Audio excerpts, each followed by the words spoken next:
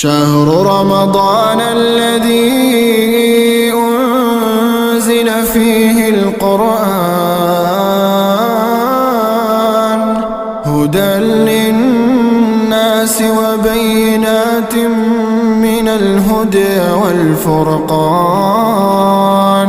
فمن شهد منكم الشهر فليصمه ومن كان مريضا أو على سفر فعدة من أيام أخر يريد الله بكم اليسر ولا يريد بكم العسر ولتكملوا العدة ولتكبروا الله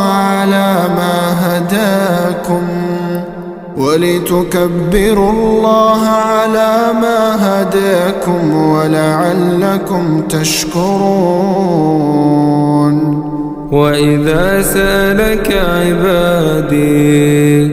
وإذا سألك عبادي عني فإني قريب أجيب دعوة الداعي إذا دعان فليستجيبوا لي وليؤمنوا بي لعلهم يرشدون.